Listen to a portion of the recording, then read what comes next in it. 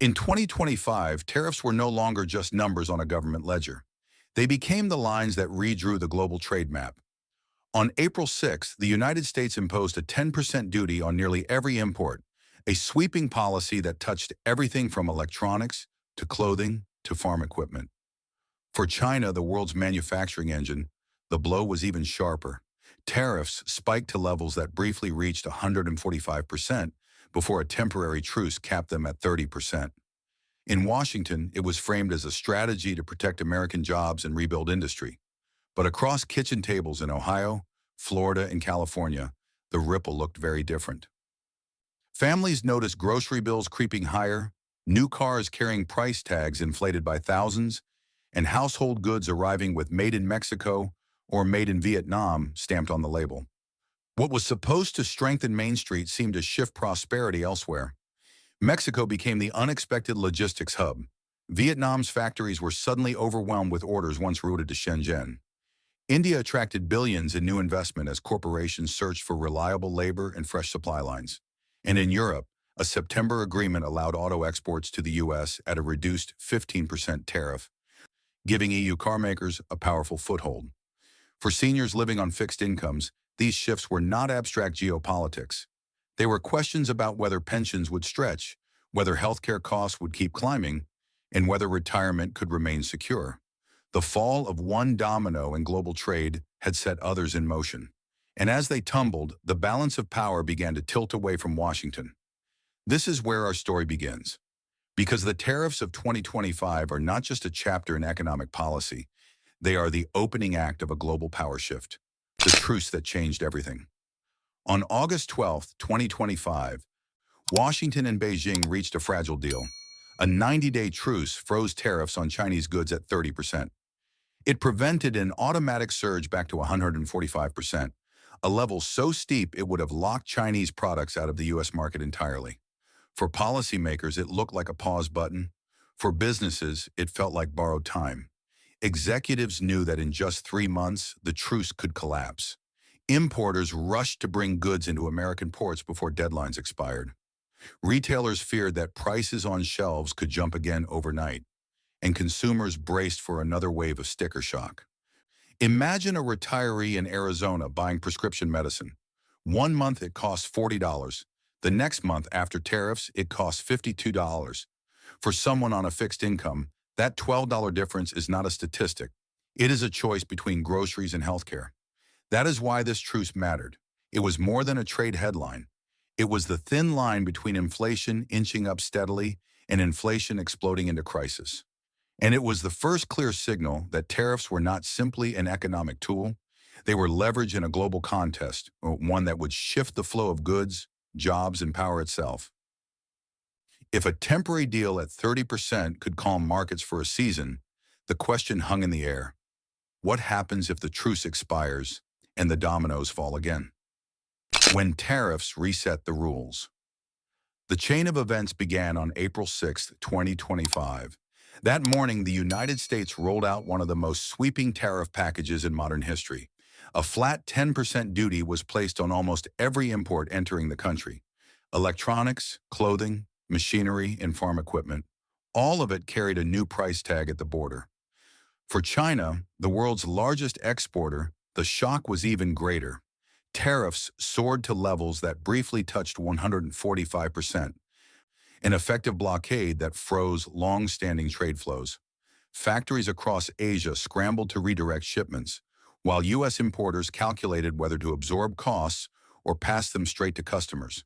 The policy did not exist in isolation. On September 24th, Washington struck a deal with the European Union. Automobiles and parts from Europe, once staring at punishing tariffs, were locked in at 15%, a rate applied retroactively to August 1. The announcement gave EU car makers breathing space and ensured that German, French, and Italian vehicles would remain competitive in American showrooms. Meanwhile, the American ports revealed the immediate consequences. Reuters reported that in May, container traffic at the port of Los Angeles fell 9% year over year. By July, imports surged to record highs as companies rushed to front-load goods before tariff deadlines. Dock workers spoke of chaotic schedules, overtime in 1 month, sudden cuts the next. Truck drivers described long waits for loads, followed by weeks of empty hauls. Small businesses that relied on steady imports faced unpredictable delivery times and unstable costs. For consumers, the turbulence was invisible at first. Store shelves still looked full, but prices began to shift quietly upward. A microwave that once sold for $120 now listed for $135. A set of tires that cost $400 last year now rang up at $460. These changes were not dramatic enough to make headlines, but they were persistent enough to unsettle families already stretched by healthcare and housing expenses. The breaking point was clear. Tariffs were not a side note in global trade. They were the central force reshaping who won, who lost, and who paid the price. The new centers of gravity, when tariffs reshuffled global trade, not everyone lost. For every factory that slowed in Ohio or every port worker that saw fewer shifts in Los Angeles, there were companies and countries stepping into the gap. The winners emerged quickly, often in places that American consumers rarely thought about until their next trip to the store. Mexico was first in line. With geography on its side, it became the natural backdoor into the American market. Amazon fast-tracked new warehouses in Monterrey and Tijuana, rerouting goods once shipped through Pacific ports. Trucks streamed across the border, replacing container ships burdened by tariffs. For consumers in Texas or Arizona, it meant everyday items, kitchenware, clothing, small appliances, now carried a Made in Mexico label. Local economies south of the border boomed with new jobs, while U.S. port towns felt the squeeze. Vietnam saw its role expand even faster. Already a rising hub for apparel and electronics, its factories were overwhelmed with orders redirected from Shenzhen. Household goods, from microwaves to sneakers, suddenly carried Vietnamese stamps. Shoppers in California noticed the shift first. Big box retailers stocked shelves with products rerouted through Hanoi rather than Shanghai. The cost was higher, but the supply was steady, and that steadiness gave Vietnam new leverage on the global stage. India played the long game. With a massive labor force and an expanding industrial base, it absorbed billions in corporate investment. Amazon, Apple, and other multinationals poured resources into training workers, building warehouses, and upgrading infrastructure. Textiles and electronics started flowing to the U.S. in volumes never seen before. For Indian workers, wages rose, middle-class households grew, and cities like Bangalore became critical nodes in supply networks once dominated by China. And then came Europe. The September 24th agreement between Washington and Brussels capped tariffs on EU cars and parts at 15%, applied retroactively to August 4. German sedans, French compacts, and Italian sports cars avoided the worst of the trade storm. For American buyers, the price tag still climbed, but not as high as they might have. Dealers in Michigan and Florida were quick to point out, at least we still have options that aren't priced out of reach. The deal gave Europe not just market access, but bargaining power. While U.S. ports wrestled with container chaos, European automakers kept a firm foothold.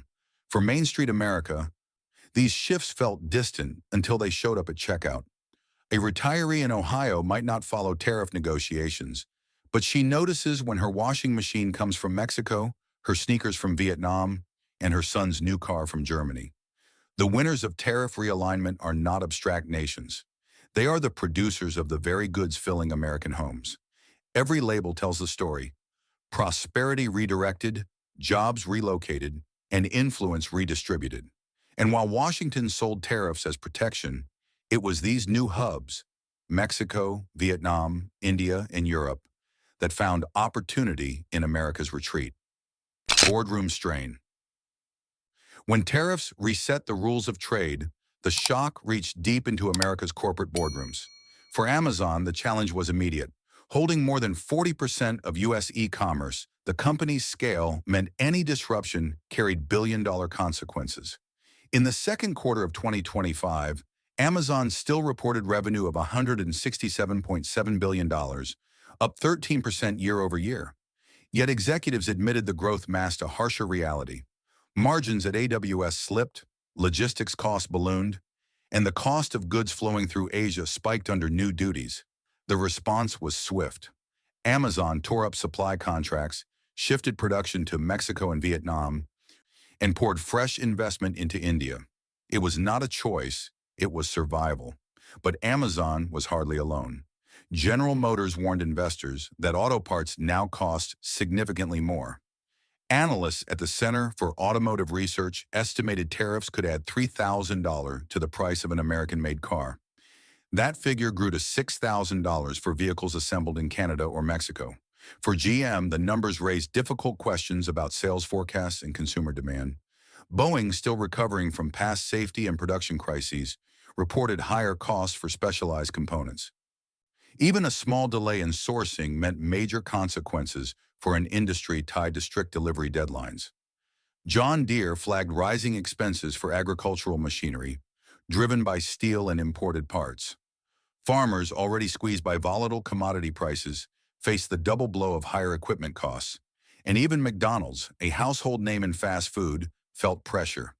Imported ingredients and packaging supplies carried surcharges, forcing the company to weigh menu price hikes. For pension funds and retirement portfolios invested in these corporations, the pain was personal. One Midwest fund reported declining quarterly returns after exposure to both retail and industrial equities. For retirees, the drop was not abstract. It was a warning sign that tariffs could erode financial security far beyond factory floors. In boardrooms from Seattle to Detroit, the verdict was unanimous. Tariffs were not a line item. They were a structural force reshaping costs, strategy, and the fragile trust of both investors and consumers. 4 futures in play. Tariffs do not simply raise prices. They set off chains of decisions that shape how trade, jobs, and power unfold in the years ahead. Looking forward, there are 4 possible scenarios, each with consequences for Main Street families and America's place in the global order. Best case, the truce with China extends beyond the 90-day window. Tariffs remain capped at 30%, avoiding the catastrophic spike back to 145%. Businesses adjust supply chains without panic, stabilizing costs for retailers and households. Car prices still climb, but gradually, giving families time to plan. Inflation holds near 3%, uncomfortable but not crushing. Retirees tighten budgets, but retirement savings do not collapse. This outcome preserves American leverage while preventing a deeper spiral. Mid-case, the truce expires, but tariffs remain locked at 30%. This becomes the new normal. Import costs stay high, companies pass expenses on to consumers, and inflation lingers stubbornly. Workers in ports and logistics face inconsistent hours, while corporations lean harder on Mexico, Vietnam, and India. For Main Street, it feels like a constant squeeze. Prices inch upward without relief. Worst case, negotiations collapse and tariffs rebound to 145%. The impact is immediate and severe. Container traffic through Los Angeles and Long Beach plunges. Dock workers face layoffs, truckers scramble for routes, and warehouses shutter. GM and Boeing cut forecasts, pension funds bleed value, and small-town economies tied to logistics hollow out. For households, the shock is unavoidable.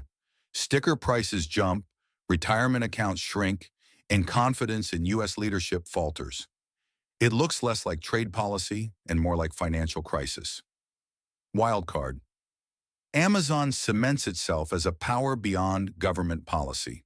With hubs in Mexico, Vietnam, and India, it circumvents tariff walls and keeps goods flowing, even as U.S. ports stagnate. Jobs and wages rise abroad, while American communities tied to traditional trade routes struggle. In this future, one corporation wields leverage once held by governments, raising profound questions about accountability and national influence. Each scenario offers a different path, but the thread is clear. The dominoes are already falling, and whichever path unfolds will determine not just America's economy, but its role in a shifting global balance. A shift beyond economics. The tariffs of 2025 were sold as a shield for American workers. They were promoted as a way to rebuild factories, protect jobs, and restore confidence on Main Street. But the results tell a different story. Instead of strengthening U.S. industry, the policies redirected prosperity abroad. Mexico became a logistics hub, Vietnam and India turned into manufacturing powerhouses, and Europe secured a favorable foothold with auto exports. The United States, once the unquestioned center of global trade, found itself struggling to maintain its position. For workers in Los Angeles, truckers in Texas, and retirees in Ohio, the promise of protection looked like higher bills and fewer opportunities. Trust began to fracture. Investors questioned corporate stability. Families questioned whether retirement savings would stretch far enough. And communities questioned whether Washington's strategies truly matched their everyday realities. This was not just an economic backfire, it was a geopolitical pivot. Power flowed toward new centers, leaving Washington with less leverage than it claimed. The financial domino that began with tariffs became a symbol of shifting influence in a world where corporations like Amazon can reroute billions faster than governments can rewrite trade deals. The verdict is stark. What started as protectionism has accelerated a global power shift. The losers are not only industries on balance sheets, they are American households navigating higher costs and fading confidence. And the winners sit in boardrooms and foreign capitals, quietly shaping the rules of tomorrow's economy. Once trust erodes and power shifts, rebuilding them is harder than raising any tariff wall. Your voice in the shift. The global shifts we have traced are not just headlines about Amazon or trade ministers. They are changes that ripple into the choices families make every single day. A washing machine stamped "Made in Mexico." A pair of sneakers suddenly from Vietnam. A car that costs $3,000 more because of new duties. For seniors on fixed incomes, these are not abstract statistics. They are the realities that shape retirement budgets and dinner table conversations. For younger families, it means recalculating savings, delaying purchases, or cutting back on plans for education and healthcare. The winners and losers of tariffs are no longer confined to Wall Street. They live in households across America. Now the question becomes yours. When you see new labels on everyday goods, do you feel reassured that America is being protected? Or do you see proof that prosperity is shifting elsewhere? If your grocery bill or car payment keeps climbing, what sacrifices would your family have to make? We want to hear from you because your experiences reveal the true impact behind the numbers. Share your thoughts in the comments below. And if you found this analysis helpful, subscribe and explore our playlist for deeper dives into how trade, tariffs, and global power shifts affect Main Street life. Because in a world where every domino matters, your story is part of the bigger picture.